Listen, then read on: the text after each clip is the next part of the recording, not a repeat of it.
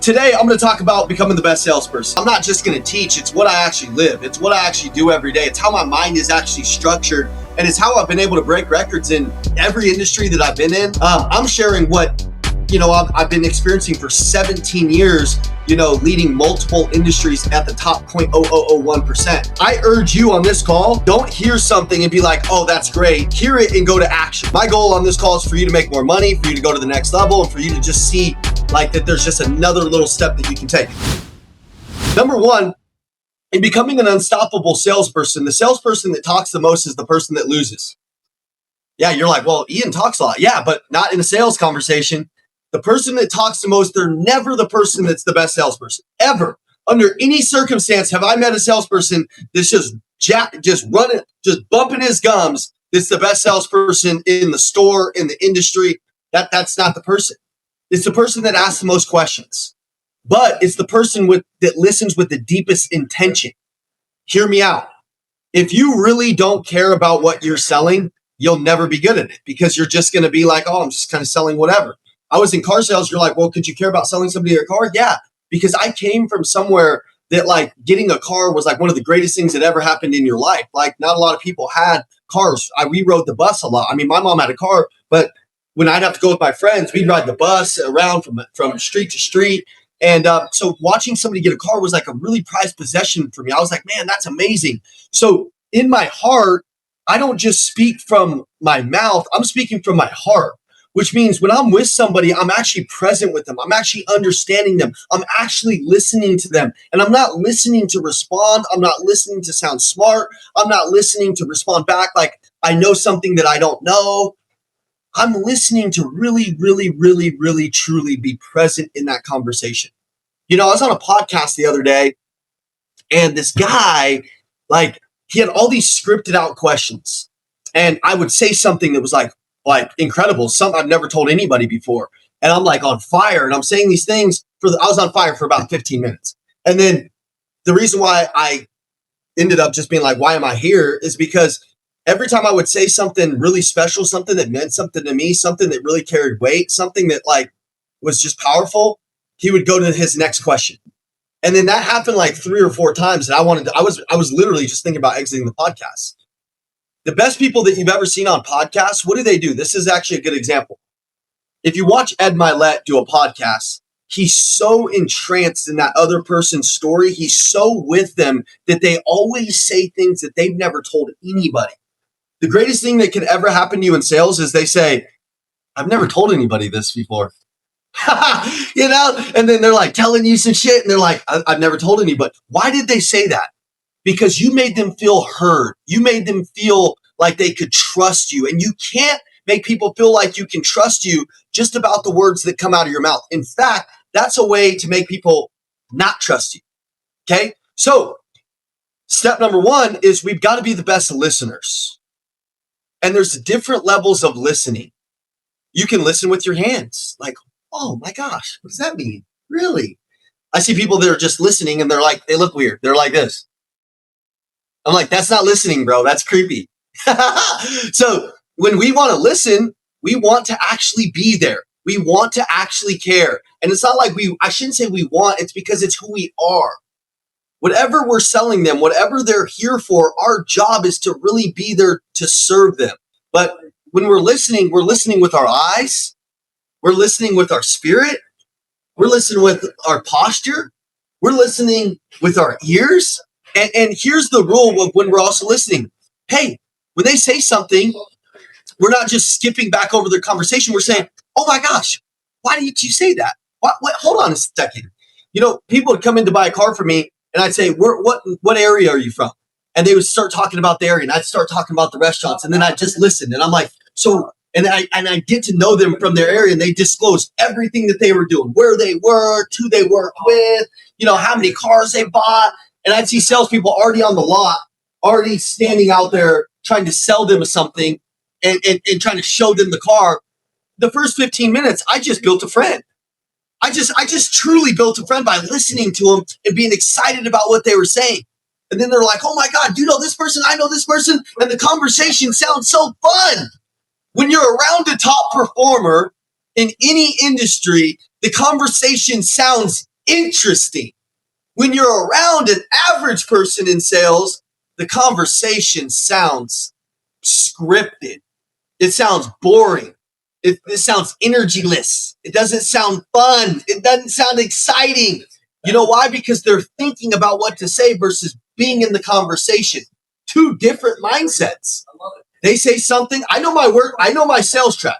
Listen, when you're selling, you must know the sales track, but you must know there's a different level of knowing the sales track. There's like, oh, I know the sales track, meet, greet, fact, find, qualify. But then there's knowing when you're off of the sales track and how to bring them back on. See, I could be a little off the sales track because we're going over here in outer space a little bit, talking about things that matter to them. And I could be like, oh my gosh, so sorry. You know, we just got lost. Hey, you're so much fun. Okay. Hey, in the 15 minutes getting to know you, I really appreciate you. I know that you got to leave and, you know, this meeting is scheduled for a hard stop in 15. But now that we know each other, it should make this a whole lot easier. Now we can get back on track and I can go through my discovery. I just want to ask you 5 questions. Boom, boom, boom, and I can get back to it. But make no mistake, the salesperson that's going to win today on this meeting, that's going to win in December, that's going to have the greatest December of their lives, you got to claim it. Number one, you got to believe it. You got to stop thinking small. We talked about thinking big the other day. Don't ever ask yourself, can I do this? Can I not do this? Can I? A lot of people are living in the can I's. Your job is to ask, how can I?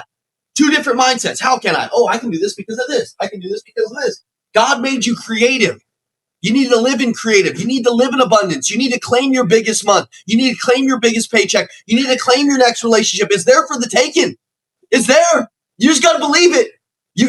Nobody can believe for you. Nobody can ask the questions for you. Nobody can listen for you. I can motivate you. I can teach you all this different stuff, but then Blake's got to go take it in his life and execute it. Step 2, we talked about serve, not sell. That's number 2. Serve, not sell. You know, there's a lot of people that are running around and they just want to sell something. And here's what selling means. They just want to get the better end of the deal. They just want to take advantage of somebody. They just want to sell with no integrity. I was that guy for a long time, and I couldn't figure out why I was just never making any money because my heart wasn't really in it. We don't talk enough about heart in sales. Your heart has to really be in it. Whatever you're selling them. I mean, it could be cable. It doesn't matter. Like, man, you should know that if they buy from somebody else and they don't buy from you, that they could get screwed, that they're not going to get the best experience, that they're not going to get the number one thing that they should be buying, which is you. When you have a servant heart, you speak different, you talk different, you deliver the message different, you believe different, your eyes look different, your belief looks different because you're not trying to just sell. Trying to just sell is like, even when they say a word track and they're like, oh, or they object, they're like, I got to think about it. You're like, what? You got to think about it. Like, huh? I'm like, oh, I get it, man. No problem. Man, it's a big purchase for you. It's a big purchase for anybody. I understand. You know, if you left here today, I mean, you really wouldn't even have all of the information that you need. So I don't want to pressure you by any means. I just want to be here to serve you. Did it meet the needs? Did it do this? Did it do that? It did? Okay. Well, you don't have to buy it today, but let me show you the price on what it does. That way, when you go home, you can think about it. Like, could I do that for you? What's my heart say? Does my heart show that I'm loving? When people see you, what do they see? Because, you know, people see your energy, people see your vibe, people see your heart before your mouth opens.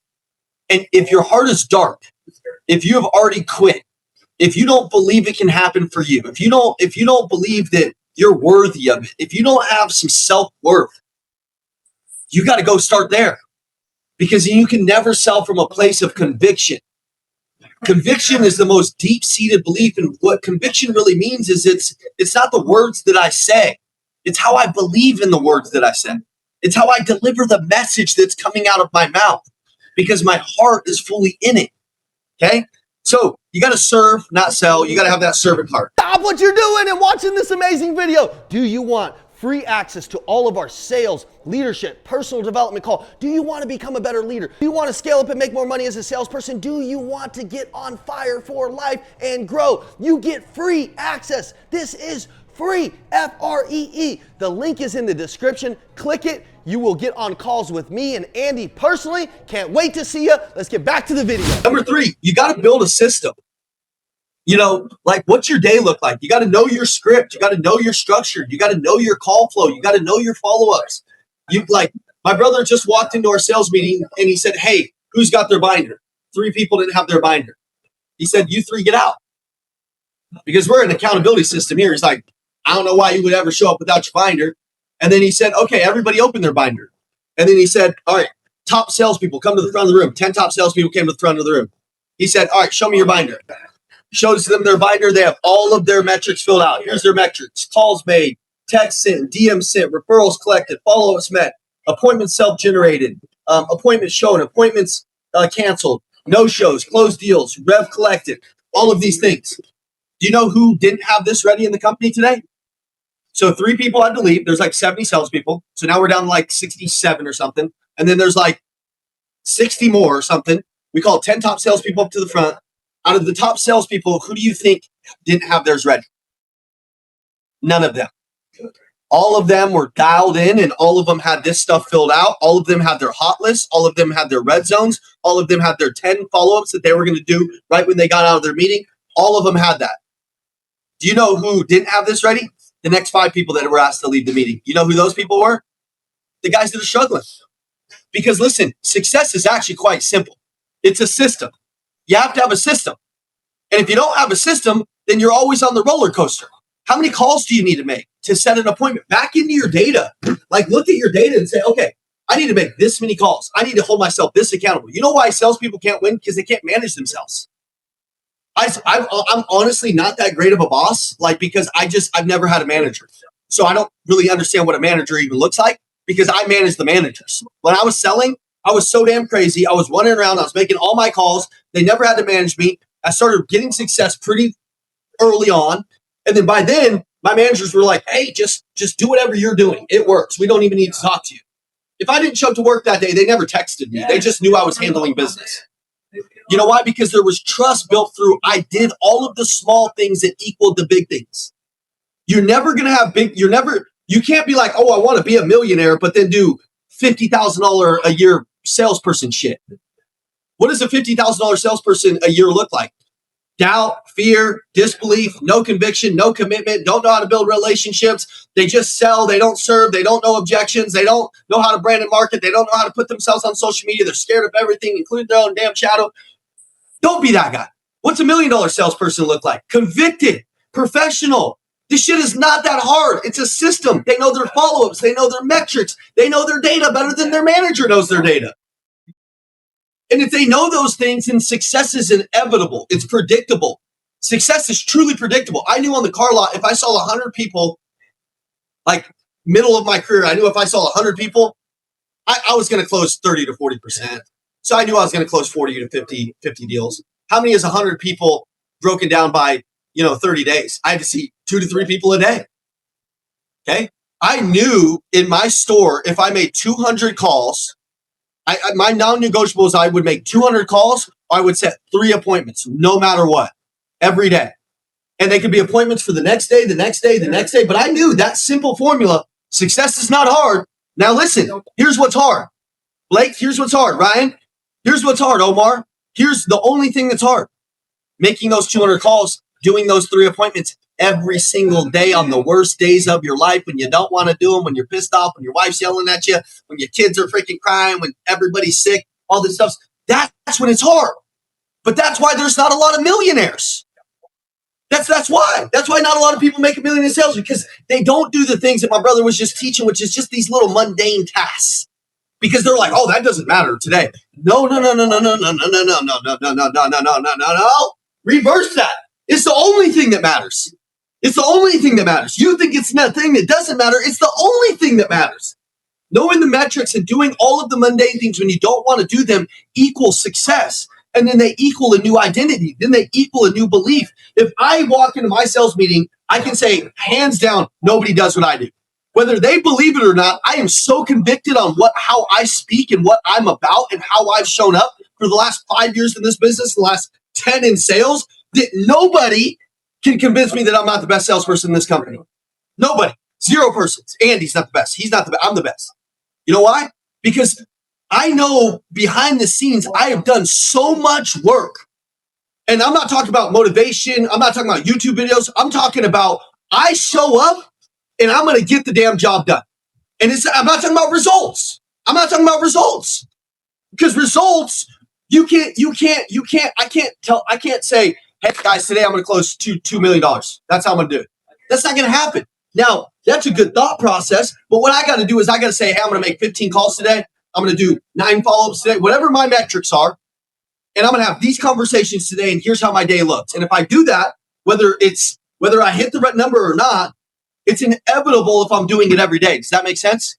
You can't predict results, but based on behaviors, you can predict results. That's why I can predict my results really well, because I understand my behaviors and I understand how I work and I understand how I tick. It's up to you to know how you tick. I know when I'm lazy. I know when I'm not creative. I know when I'm not doing, I know. And I'm like, don't do that. Don't go that way. And then I run the other way.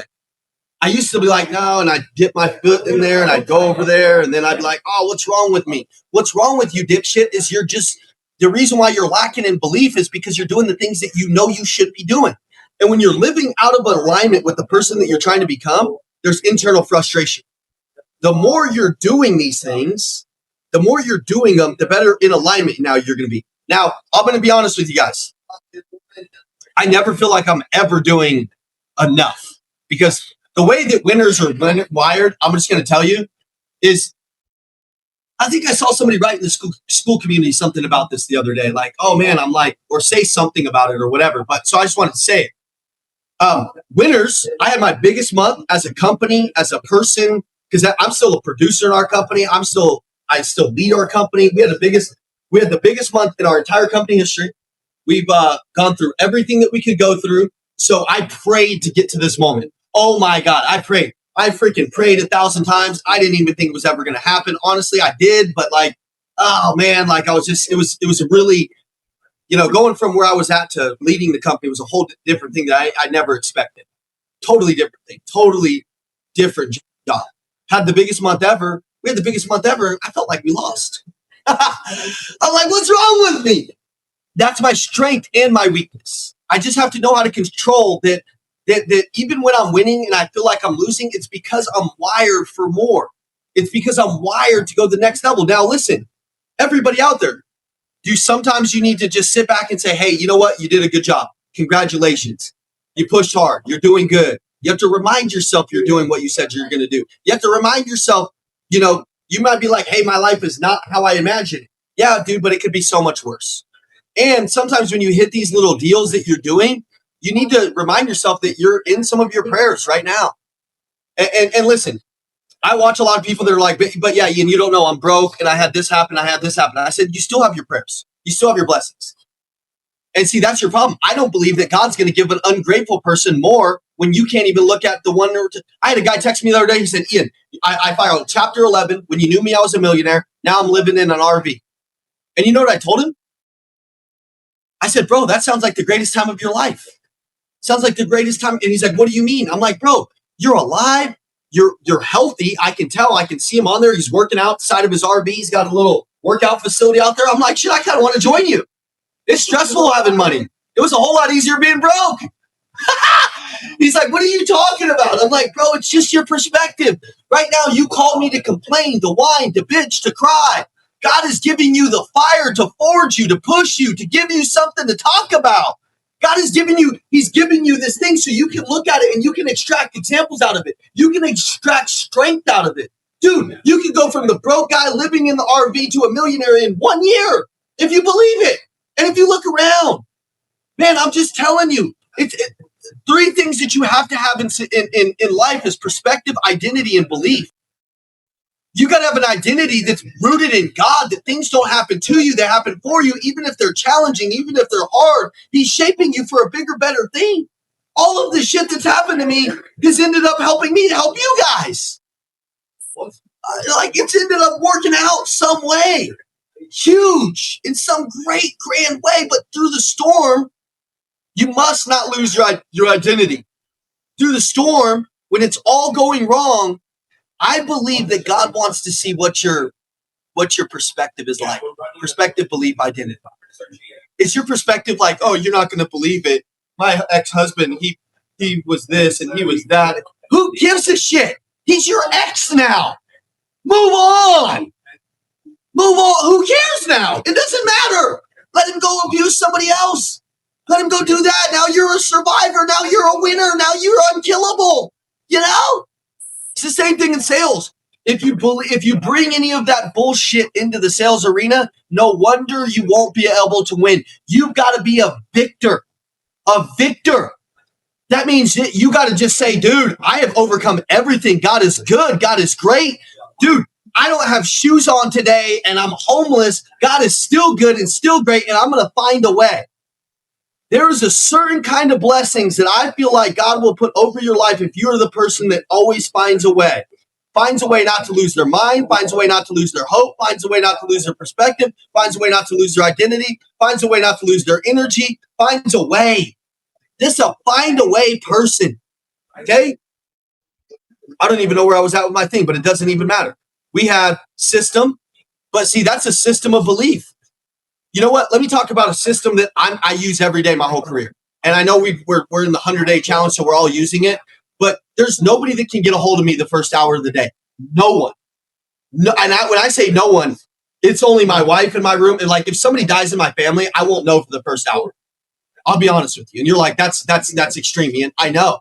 Because I've got kids, I've got people, I've got a business, I've got things counting on me. The first hour of the day, my wife can't even really get a hold of me. I'm on a jog. I'm on fasted cardio at 4 a.m. and I am out there just building this spiritual armor, this emotional armor, this physical armor. I come back, eat my oatmeal. I'm studying my podcast, whatever I've wanted. I don't get out of the bed and look at my phone. I don't get out of the bed. I won't check one text. I won't be on LinkedIn. I won't be on TikTok. Some of you right now, that's your problem. You get out of the bed right there. You look at TikTok. You look at Instagram right away, and your mind is in comparison. And what happens to this? Then your mind's trapped in like wanting that dopamine. My brain wants it too. When I get up, oh, dude, I want to look at the last post that I built and all this other shit. Nope. You know what I'm going to do? Slow down. Drink 24-ounce glass of water. I got my orange juice. I put my salt in my orange juice. I shake it up. I got my collagen. I do that. I mean, then next thing you know, I'm on the hill. I'm running. I'm thinking about in my podcast. I'm freaking studying. I'm growing. Then I'm listening to worship music. And then people are like, Ian, how are you so fired up? Dude, I did my 4 a.m. cardio to 4:45. I had my breakfast. Now I'm checking my phone. So I'm not even checking like on anything that's a problem because I don't even want that till after the real gym. And then 5:30, I'm in the real gym. Working out stand. Okay? Just telling you. So you got to build a system that works for you. Don't let the world hijack your mind. Don't let the world hijack your belief. Don't let the world hijack your dopamine. Don't let the world suffocate you. And I feel like it's doing a great job with a lot of people. And I'm just going to make it an awareness. The first step to learning is awareness. So 4 is the consistency. And you're like, oh, I've heard that word. No. But have you lived it? Have you lived it? Have you lived it? If you haven't, that's okay. Live it now. Customers can feel your inconsistency. I can close everybody 10 for 10 because when I get on the phone, they know I'm living it. They know I'm living it. No matter where I go, I walk into a board meeting, I'm talking to somebody, they just feel like I'm living it. There's like, have you ever met somebody and that you can really see like the afterglow of Jesus on them? You're like, that person is so enlightened and oh my gosh. And yeah, that person's living it, man. There was a guy on my Instagram yesterday. He said something about like he said some nasty word to me or whatever, right? And said something. That's every day. It doesn't matter to me. I don't even care. But one of the guys pointed out in his bio, it says he has like all these Bible verses. Well, it's crazy because what he's putting in his bio, you can clearly tell he's not living because he's running around talking to other humans that he doesn't know and he's trying to discourage them. So like that's not in the Bible. And so like I see a lot of people, they're walking around with the Bible, they got the Bible here, but they're not really living it. Like I'm not after even having a community where we're not really truly living it. Like truly living it. Now listen, we're not perfect by any means, but this community is a bunch of people that are trying really freaking hard. Right? Like Rubia, Andro, Franz, trying hard. Going after it. We're not going to be perfect, but shit, man, we're definitely not going to be a hater online on Rob's Bible study on Sunday night or on Monday tonight, and then we're on Instagram talking shit to people we don't know. If that's you, bro, just fire yourself from the community. I'll send you a refund for the last year. I don't care. Like, I'm just saying, like, whatever we do, let's embody it, because the more we embody it, the more success is going to be attracted to us. I feel like success isn't attracted to some people because they're not attractive. And it doesn't have to do with anything of how you look. It's how you feel. It's how you're taking care of yourself. It's how you're taking care of your family. And guys, listen, man, some of you, you're getting ready to win at a level you've never won at, and it's going to happen in 2026 because you're getting it. You're understanding it. You're checking in. You've been losing because of some things that have been happening, and also because that's just how life is. But you're getting ready to go on a run that you've been praying for your whole life. And you're getting ready for it, and you feel it, and you're putting the consistency out. So God's like, he's getting ready to get it. He keeps going. He keeps believing. He keeps changing. Okay? You're like, what's that got to do with sales? Everything. Everything. People can feel, your customers can feel your inconsistencies. Okay? They can feel it. Number 5, you got to be able to sell the vision. You got to be able to sell the vision of whatever you're selling. I was on the phone with some financial guy yesterday. Okay. And I've got a financial wealth management planner. I'm in with him. He has my life insurance, my this. He's got 50 different things. I get on the phone with this guy, and I took the call because it was like a friend of a friend, and he wanted to introduce me. And I'm like, okay, I'll introduce myself. So I get on the phone with him, and he asked me a couple of questions that I don't know. And I'm like, I don't even know, man. I could call this guy and ask him. And then he just starts rambling off on all of this product knowledge bullshit, shit that I don't understand. It had me so confused for about 15 minutes that I was trying to get off the phone call. When in the question that he asked me, all he had to say was, hey, do you know what this does? Here's the vision of where we're going. Here's how we're helping families get there that are high net worth families like yours. What we found is most guys like you, they're very close to their financial planner, so they don't realize these key things.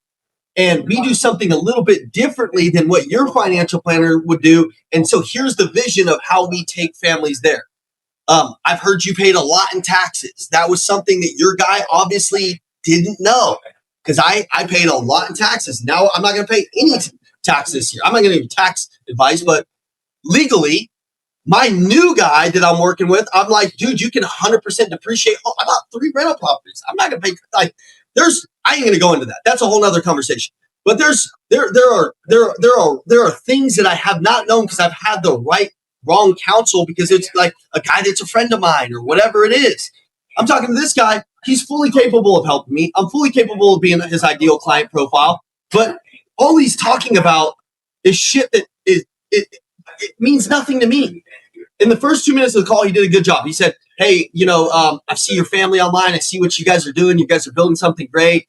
And he starts to ask me some things like, oh, man, like what kind of, like, sports are your kids in? We're relating really well. I'm like, oh, man, I like this guy. I like this guy. I like this guy. And then, we're going back and forth on dad things, this and that. I'm like, this guy sounds really cool. And then he just goes right to a sell. And I'm like, whoa, bro, like we don't even know each other like that. We don't even know each other like that. Some sales may take a little bit longer. Some sales, you might actually have to relate with somebody for more than 5 minutes, more than 10 minutes. Some sales, a good thing for him is, number one, he's not going to close me on any financial products probably within the year, because a lot of those things are year-long products. What a good thing for him would have been to do was to fully just understand me. Hey, man, I'm going to be in Phoenix. I'd like to buy you and your family lunch. Hey, man, he figures out something about one of my kids, sends them a gift. Hey, man, add some value. Learn to add value. Learn to sell through the vision. And then when you meet somebody that has a problem, learn to sell them on the vision. I told him some very specific things like, hey, I had this trouble. I had this trouble. I mean, my guy's good, but I don't feel like he understands like this level that I'm going to or whatever. And he just product dumps. Most people don't care about your product. Most people care about you. Most people are trying to buy the vision that you're selling. They're trying to buy the vacation, not get on the plane. You're going to have to go through baggage claim, and then you're going to have to get out of baggage claim, and then you're going to have to go down here, and then you're going to have to get a rental car, and then once you get in the rental car, you're going to go to the resort. Bro, you're going to the resort. I'll handle all the other shit. I handle all the other shit. Shit you're trying to do, I got you handled. Okay? It's easy. Okay? Most people don't buy logically. They just buy that emotional future. That's most people. Most people, they're going to buy 80% emotional, and then they're going to justify it with 20% logic. 80% they want to know. They want to believe in the person that's selling. Is that person convicted? Is that person believe? And if so, if I would have believed in him just as a human, I would have said, yeah, let's have a meeting. Like, that's cool. No big deal. Now I'm like running from him. I'm like, I don't know. Here, talk to the other guy. Here, you guys meet and then come to me with a deal. Now it's become hard. Salespeople make shit hard. You know why? Because they just overthink everything. And you know why also I think sales is hard for most people is because they want to sell something. That's the number one problem in sales is they want to sell something. I understand the law of averages. I don't really give a shit to sell anything. Honestly, I put off a vibe to most customers where I'm like, yeah, you want to think about it? Go think about it. I don't care. By the time you're ready, I probably won't be though. So, I mean, you can go run out there and do all 9,000 steps of research. But I mean, like I put off a vibe like where I'm like, I already know that what I've got is valuable. I already know what I'm doing. You know, a guy called me the other day and he said, hey, you want to speak on the stage? I said, yeah, it's 100 grand for me to come out there. He's like, well, that's more than this person's offering. More than I said, here, bro, just say no. Just say no. I don't want to come out there anyways. I mean, you can say no. That's no big deal, but I'm not going to negotiate my worth with you. So you call me. You want to do it? He's like, well, you guys have this. I'm like, here, listen, simplify it. Just a yes or a no. Call me back when you're ready. Call me back when you're ready. He's like, well, hold on. I said, and I got 3 other people that are trying to do the same thing. Oh, hold on. Yeah, let's do it. We should just start there. Sometimes being direct, which is number 5. Sometimes being direct and just saying to people, what do you want to accomplish? I don't know why salespeople can't just say, what are you looking for? What do you want to accomplish? What do you want to accomplish?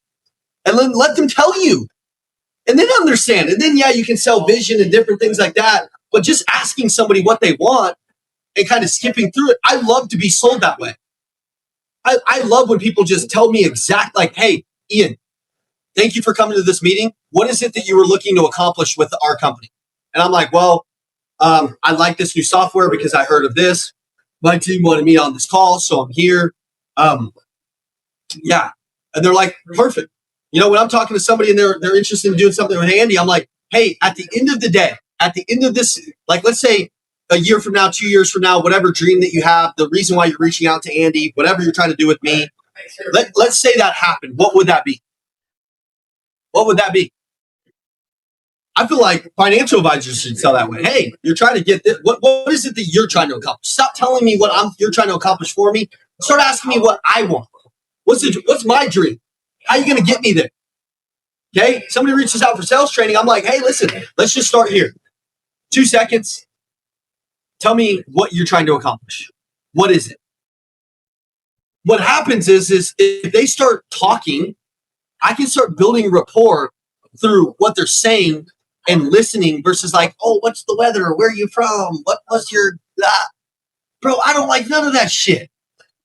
When I ask you a question and then you respond and then you start talking about what you're here for and then you're telling me different things, I build rapport in what you're talking about. Oh, you're from, oh, man, you did business with that person. Oh, I did business with that person too. Oh, tell me a little bit about that. When you purchased a product like this before, what was your experience? Oh, it was horrible. What do you mean? Oh, I purchased sales training from Grant Cardone and I did this and that and my team was on. Oh, man, hold on. Pause. What was the good things that they did? What was okay. And I write them down because there had to be some good, right? Yeah. Okay. What was the bad things that they did? Okay. I write them down. Okay. That way I know. Okay. What was the outcome that you were looking for that you didn't get? What was that? Write them down. And I love Grant's stuff. I'm not saying they're doing a bad job. I'm just saying if I'm on the phone with you and we're talking about a competitor and you were just at that competitor, I'm going to be direct and say, well, why are you here? What is it that you're trying to accomplish? What didn't you accomplish? Oh, I bought coaching before. From who? From where? What was it like? Oh, I have a financial advisor. Oh, that's great, man. What do you like about him? What do you don't like? What are you trying to accomplish? Number 6, be relentless. Embrace discomfort. Here, let me give you an example. Bryson, I'm at his computer today. Bryson had a customer that was going to do a deal with him, didn't do a deal with him. And I said, Bryson, are you you're one of you're the top sales guy of this year so far. I'm like, you're going to let this deal not go through? You're just going to keep calling him? He's like, yeah. I said, nah. I said, Bryce, you got to think bigger. I said, what do you think you should do? He said, I think I should get on a plane. I said, good, get on a plane. It was a short conversation. He booked a ticket, and now he's heading down to Phoenix Sky Harbor right now to go meet this guy wherever he's at. The guy's in Idaho. I don't even know where Idaho is. I don't even know what's there. Do you know how many times I've just gotten on a plane and gone? 1,000. Yeah, 1,000. Some people are like, that's a little too real. My customers won't like that. Okay. I waste $800, $1,000. I mean, 9 out of 10 times I've closed anybody that I've just shown up for and done more for, because I'm just going to show them why I'm the best. And why I'm the best has to do with, number one, being relentless, like showing them I'm different, not relentless and like I'm going to call you 55 times a day. That's just annoying. I'm talking about doing things that nobody else is going to do. I'm talking about like maybe thinking bigger than other people. When I was in car sales, I had two 30-car months, so I made a decent amount of money. I had like 15 grand in my bank. And the Nuggets were talking about they had courtside tickets for like some odd price. I went down there. They gave me a tour. I met some Nuggets. I got all fired up. I started thinking the whole time, I'm like, man, I could bring my customers these courtside games. That'd be sick. Like I'll give the referral some tickets. I'll give the top referral. Whoever gives me the most referrals, if they give me 4 or 5 referrals, man, that would pay me like $1,500, $2,000. Wasn't even a lot of money. I just was thinking different. I was like, okay, maybe I'm chasing a big company that's going to do a big company deal, buy 15 cars. I'll give them tickets. That'll be a part of my follow-up process. I go down there. They say the tickets are $20,000 each for the year. Now they're like 100,000. So probably more. And I didn't have the money. And then they go, but we finance them at 0%. My brother used to laugh at me. I finance everything at 0%. That's why I had bad credit for a long time, And so I financed them. My payment was like $1,800 a month on these tickets, dude. And, but it ended up I ended up not spending $1 on it. You know why? I got lucky. The Nuggets started having their best year ever. This is like 10 years ago. This is like right when Carmelo Anthony was there. And the tickets for like the Miami Heat game were like, LeBron's there was like $800 a seat. So that was like my monthly payment. And then there's still like 12 other games. And then I'm giving them to customers and they're referring them to me and they're loving it. This one guy buys 30 vans from us, 30 NV passenger vans, because I gave him these courtside tickets and he loved it. He's like, yeah, come to the office tomorrow. I love that. I showed up. I was like, dude, I know you got these Toyotas out here. He's like, yeah, we're going to trade them in next year. I was like, cool. I just want to give you these tickets to tomorrow's game. They're courtside seats. I saw that you guys liked it. I looked on your Facebook. I'm a little creepy. Saw that you like going to these games. I got your courtside seats. He goes to the game and ends up saying it ended up not being a year. He bought them next month. That one deal paid me the most money in my career in car sales. Why? I don't know. Servant heart. Didn't really care. Thinking big. Risking it. It sounds cool now. I still was broke at the time, but I know it wasn't that fun back then, but it's like now it's like so cool. Sounds so extreme. Sounds so fun, but it didn't sound fun then. Like it didn't sound fun, like not knowing if I was going to be able to make the payment. It didn't sound fun then, like not knowing if the guy was going to buy shit from me, but I had to remove that intention out of it and just be relentless. That shit wasn't that fun. I remember being a little skeptical, like, oh, should I do it? Should I not? I remember sitting outside of this facility like, but these vans are relatively new. He's probably not going to buy anything from me. It's just a mindset, man. Think about it. The average salesperson only follows up 1.8 times. 1.8 times. If you want to be different, your follow-up game has to be the best in the world. And that brings me into number 7, follow up and follow through. So we talked about being relentless. Just be relentless as a human. But then follow up and follow through. I'm going to give you guys a couple follow-up tips. I don't care what you sell. Just try to use your brain to think outside the box. Selena sitting across from me. She made her name in this company the first month. I've heard this story 1,000 times. She walks into the company. She's getting hung up on by business owners. So she goes on Amazon and she buys a bunch of cell phones. like old cell phones, Nokia cell phones for like $200. They gave her like 1,000 cell phones. She had a box of them, like huge box. She would wrap them in a note and she would send it out. Gives me goosebumps. Send it out to the customer and say, the ones that ghosted her, and say, hey, your phone seems to not be working, so I sent you one that works. Here's my phone number. Call me. And the customer would be like, dude, that was so good. And by the way, we're selling sales teams, so we have to demonstrate that we're good salespeople because we're auditioning for the role that we're trying to teach their people to have. So it's kind of like makes sense, but like you could use that anything. Oh, my mom's here. Holy crap. Look, my mom just walked in. This is amazing. Look how cool my mom looks. She's retired now, so she just is like, she rolls around just, she's drinking a White Claw right now. It's 9 a.m. No, it's just kidding, dude. It looks like a White Claw. I was like, did you really walk in my office drinking a White Claw? I'm like, that's next level retirement shit. No, like, it's a V8, not a White Claw. Well, you deserve a White Claw. Yeah, that's right. With everything that you've gone through. What do you got going on? I came to hang out and work. Okay, good. Oh, that's here. Good. Oh, wow. So that's amazing. Y'all have a great day. All right, good. All right, sweet. Oh, we got Mama Mac in here. Maybe I'll do it. Everybody's been asking me to do like a podcast interview with my mom. I hope that'd be sweet. Okay, so follow up and follow through. So that's one creative idea. We go back to the Selena thing. Okay. I've sent probably maybe 1,000, 1,500 pizzas out to customers. And I always tell them, I call the local pizza shop and I'm like, hey, tell them to remove a piece and then write Andy Elliott's the missing piece in my phone number. So if I'm chasing a company, I'll send them a pizza, tell them to remove a piece, Andy Elliott's the missing piece. And that one pizza trick has made me, I shouldn't even, we did probably one of the biggest deals in our company history this past week. And it was because I sent this customer, the salesperson came to me and I said, you were going to send him a pizza. She said, how much? He has a team of like 8.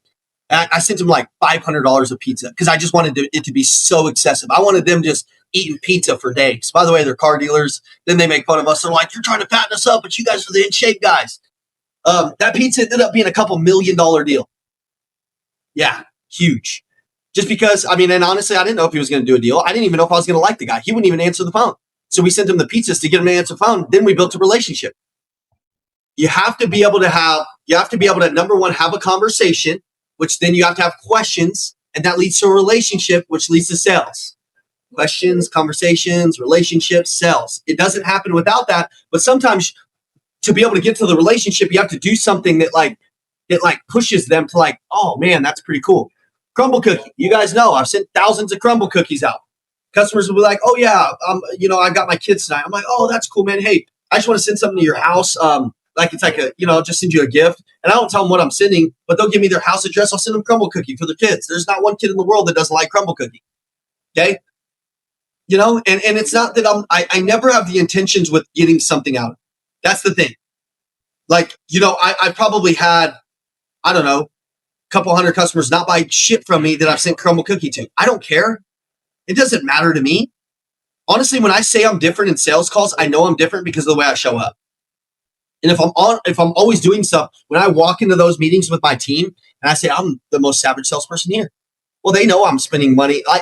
They know the stories of me when we were going broke in this company, and I took a Frontier Airlines credit card out, and they gave me a $10,000 limit. And I used that $10,000 on client gifts all month long. And it was one of the reasons why this company even stayed afloat, because then I had customers signing up because of that, just thinking a little bit more creatively. Maybe on their Facebook Maricel, that customer is they wrote, oh, I'm so excited for this vacation coming up. We're going to Michigan to see our son play football. You send them a Michigan jersey. You're like, hey, for your trip, maybe it's just like, Selena, she's always doing stuff nice for me. Me and my wife we had our baby. She brought flowers over. She did all this other stuff. That's reciprocity, even to your leadership. Me and her had a conversation with her at our Elliott breakfast party that we had the other day. She said, I was so thankful for that conversation. She sent my wife flowers for that. She sent my wife 50 bouquets of flowers over the last year. I'm like, dude, she's always like, I really like that conversation. I just want to send you flowers to tell you thank you. I'm like, could you do that? Yeah, Uber Eats. I'm getting on a meeting with Blake. Me and Blake are getting ready to do a deal. I know it's 10:30. That meeting is scheduled. I might send Blake a Red Bull and some Einsteins, bagels, and say, hey, bro, I got you a bagel so you're not hungry and some Red Bull so you're fired up. You can keep up with me. Imagine if you got that. Guys, you're buying yourself into a higher level of a closing ratio. That's what's happening. Okay. And a higher level of connection. So think of that. I could come up with like 1,000 of them.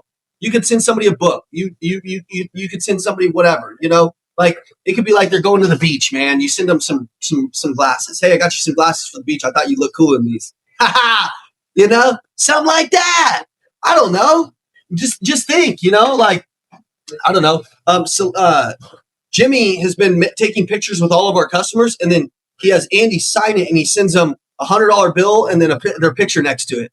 I don't know. It's just whatever. It's just you can think of all of these different ways to be creative. Your goal is to stand out. Your goal is not to fit in. The shit I'm telling you, no salesperson is doing. So if you want to be different than everybody else and you want to win, all you got to do is be different than everybody else. Like right now, everybody is like, there's almost nobody that's good at sales. So when you come across somebody that's good at sales, you're like, oh my God, like this is mind blowing. Our number one goal is to always leave them thinking, I like me better when I'm with that person. That's their goal. That's my goal of this community. I'm using this community as a follow-up tool to be in front of you guys and to coach every single day. And number one, because it makes me feel good. So I kind of do it for myself too. And it reminds me of all the shit, because most of the shit I'm telling you guys, I'm like, I got to do that too. So I really like that. But I honestly I use it like I'm like inviting people into it, and I'm doing it because it's a follow-up tool for me to stay in front of you guys and to know where you guys are at and to keep up with you. Like, one thing that I was missing not having this community was like, I didn't know what was going on with Shrada. I didn't even get to see her. I never knew where she was at. Like, we had all these people that I had all these like relationships with. And then I didn't do the community for about a year as I got my new position, and I got distracted. And I was just missing having those relationships and like being able to follow up with you guys in a group setting, and then being able to say, oh, if you need something, call me. And I'll actually take your call. I'll be on your call. You need something? You want to come to a seminar? You want to come down here with me? Call me. You can come down here. I told you guys, for the school people, I'm doing something special every time they come down here, like my own special dinners with the school community. Why? Because I want to follow up with you. I want to know what you have. Is there money attached to it? Yeah, there's revenue attached to it. But more than anything, my biggest referrals have come from school. My biggest customers have come from here. My favorite relationships have come from here. Like, so like, I just understand the relationship game. I just want to build a community and a follow-up of people that we're all doing life together. Also, I'll never take a call on Thursday, ever. I'll never have a meeting on Thursday, ever. You know why? Because I call all of my top clients on Thursday. The guys that have spent the most money with me, they give me the most referrals. I tell my top clients this. I say, in order for you to stay on my top list, which you get access to all kinds of cool shit, in order to do that, you got to be sending me referrals. And then I'm going to be taking care of you. I spend a lot of money on you as a client. Like, so in order to stay here, and then I call them every Thursday. Hey, what's up, man? Just checking on you. Hey, how you doing? And sometimes I don't get to all of them because there's a lot of them, but it's a top 100. I used to only have top 10, then top 20, then top 30. Really, if you have 100 really good relationships, you don't even need leads. If you know how to build 100 good relationships, you don't even need leads. If you really truly understand how to architect 100 good relationships. So you probably won't get a hold of me on Thursdays because like I am intentionally focused on that. And there's days I've gotten distracted on that. I've never been perfect at that, by the way. I probably missed 20 of them this year. But going into 2026, my biggest focus is outside of my sales team, the growth of the business, is I still have a lot of these people who believed in me early on. And my goal is to just follow up with them. My goal is to have this community on fire and me be here every day. So it's just, you got to decide what's important to you. Follow up is the most important to me because that's the biggest deals that I've ever closed. They've always come from follow up. They've never came from just a one call close. Honestly, if they one call close or whatever, it's a lay down. That's cool. But we still need to follow up with them for years. So number 8, be the expert. Know your value. Be the person that knows their business. Be the person that knows their competition. Be the person that knows their top 5 objections. And as we talk about objections for 2 seconds, if one of you were to hit me with an objection, say I got to think about it. Say I was in, whatever, the car world.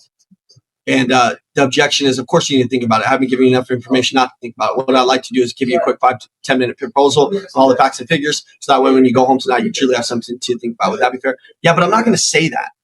See, the expert knows the objection so that they're not scared. If you're in high ticket closing and you don't know the 5 objections, or solar and you don't know them, or roofing, going to be hard to portray conviction. See, when somebody says, I got to think about it, to me, I'm like, oh, okay. Oh, yeah, that's cool. It's no big deal. It's like, I'm not stressed out. I know the game. Honestly, I don't really care if they buy. Like, so it's like, no big deal. I'm going to handle this super simple. But if I was out on the car lot, I'm going to give you how I would handle the objection, and you can frame it to however, whatever industry you're in. But I'd say, hey, I get it, man. It's a big purchase. Like what you got going on, it's like the one I told you earlier. It's big. I got you, man. It did early on. You did tell me it needed to do this, this, this, and this, right? Yeah. Did it do those things? Oh, okay, cool. And then I saw how happy you were. Your kids are enjoying it, so I know it's making the cut of whatever you're looking at. Am I right or am I off? No, you're off. I'm looking at it. I'm going to go look at it at F-150. Okay, I can handle that. No, you're right. Yeah, but we just need to go home and discuss our budget and all those things. I got you. What I like to do is just give you all the information. That way, when you leave, you can think about it. 95% of car salesmen can't even get a customer through the front door. I can get 100% through the front door. You know why? Because I'm not even pressuring them, and I'm saying something that's truthful, honest, it's real, and I'm going to put them in a situation where I'm going to take them even further, but I know the game. I know what's getting ready to happen. It's no game. It's no confusion to me. I do this shit every day. They do this shit once every 3 years. They're like, yeah, that'd be fine, I guess. Yeah, babe, you think that'd be fine? She's like, no, I don't really want to do that. I'm like, ma'am, it's okay. Listen, I don't want you guys to buy the car today because if you're not comfortable, then I'm not comfortable. Okay. But in order for you, when you go home to decide if you like it, you're going to have to know the numbers, right? I'm not going to have my boss come yell at you or anything like that. I'm just going to give you a simple piece of paper. Is that cool? Yeah. Okay. Boom. She comes inside. Then I'm like, oh yeah. So how are you going to title this? She's like, well, we're not buying it. I'm like, but when you do, and then I'm like, what's your address for taxes? And then I'm like, okay, what kind of car you want to trade it? Then they tell me, I'm like, oh, let me go take a look at it. No, we don't want to go that far.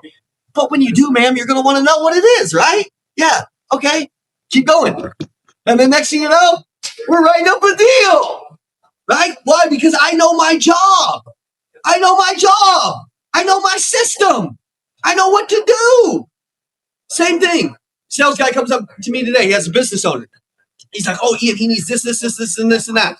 And I say, okay, he knows the problems. I get on the phone with the guy. This guy's new. And the guy's like, well, tell me what you can offer. What's the price? And I'm like, well, dude, we're not even there yet.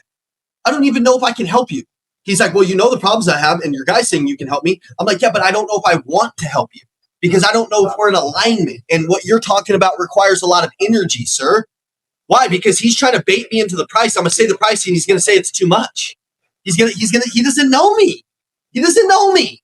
You know how many conversations I've gotten baited into by a sales manager? It's like, oh, bro, I'll spend whatever. And then I'm like, it's $2,000. And they're like, what? And I'm like, bitch, $2,000. You know? I'm like, I don't get caught in conversations with my pants down when I don't want my pants down. Okay? That's with my wife. Okay? I'm just telling you. Like, don't get caught. Don't let them trigger you. Don't let them force you through the sales process. Be like, dude, listen, hold on. We got to slow down. Pause. Let me help you. Bring them in, sit them down.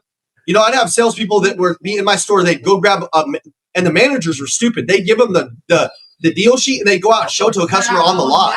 I'm like, what? You're going to give it to them so that they can have zero chance at saying yes, and they're just going to take it and leave? That makes no sense. So me, even with my sales team, I don't care if the guy has his credit card out, and he's like, I will pay $500,000 for that training right now. I will pay. I don't even need to. I will be like, bro, you can't pay for it because I don't know you.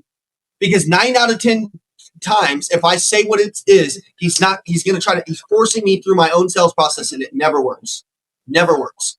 So my job as the expert is to know that and say, hey, whoa. Here's how we're going to do it. Here's how it works. Because I know the data, I know the conversions, and I know what needs to happen, and I don't want to get caught. So you got to know what your system is. Number one, let's recap. System of your mindset, of what keeps you on fire. I don't listen to David Goggins in the morning. I listen to David Goggins like midday when I need to tear some faces off. Because I used to listen to David Goggins early in the morning. So I would show up just pissed off. Now I listen to worship music. That's part of my system. It's part of my energy system. My food. I just ate it. It's packed because if not, I go spend 45 minutes looking for food. Then I eat shitty food. Then my energy goes lower. I'm only allowed to drink 1 energy drink a day. Why? Because I'll drink like 9, and it's just not good for me, you know? So that's kind of like an addiction for me, like for real, like I could for real drink like 13. Like I love them. I'm thinking about it right now, like, you know? Okay, so, but I got to know my system. I got to know my system of when I wake up. I got to know my system of that hour that I need. In the mornings, your brain is going to, it's just how the brain works. It's wired to find problems. And if you're constantly feeding it problems, then no wonder it's not on fire. You have to feed it like sight. We talked about this: sight design, sound design, and scent design. 3 things. When I wake up, I don't see my phone. I see like a picture. I see my grandfather. I see my goal, this winter house that I'm trying to buy. I'm like, man, I can see it. It's like a goal for me. I can see it. Sound. I'm not listening to something that's like the news or whatever, or shit that's programming me to think different. I'm usually programming myself through like things that are calibrating my frequency up. Worship music, God, something that's calibrating my frequency up. For me, it's spiritual.